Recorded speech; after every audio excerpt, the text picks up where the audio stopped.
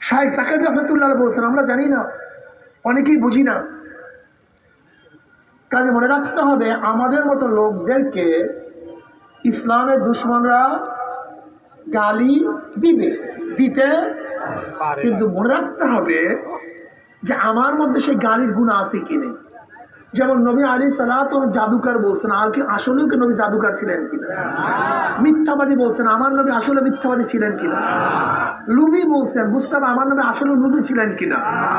যদি না থাকে কোনো টেনশন নেই। ঠিক আমাদের গাছকে কি বলে, নেশা খায়, মিথ্যা বলে নেশা খায় পীর সাহেব শ্রম।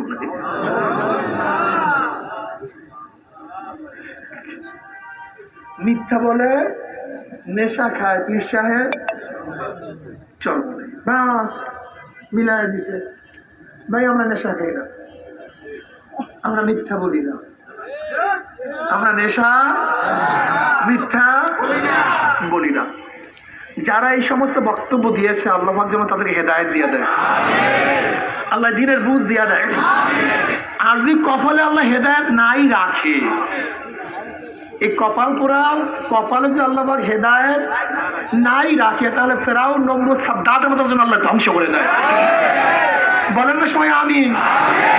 হেদায়েত থাকলে আল্লাহ হেদায়েত দিয়ে দাও, আমরা হেদায়েতের জন্য দোয়া করি।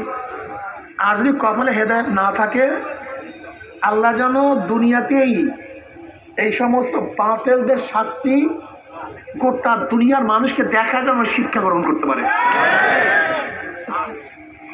আমি মুসলমান বাবাদেরকে বলবো, ওলামায়ে কেরামের খেলাফ কথা বলবা না। ওলামায়ে কেরাম নবীদের ওয়ারিস। তোমাকে অবশ্যই মনে রাখতে হবে, তোমাকে বুঝতে হবে বাংলাদেশটা কোন জায়গায় অবস্থান করতেছে। তিন দিকে ভারত, এই তোমাদের কাছেই তো ভারত। তিন দিকে, একদিকে বঙ্গোপসাগর, আমাদের থেকে মক্কা নগরী হাজার হাজার মাইল দূরে।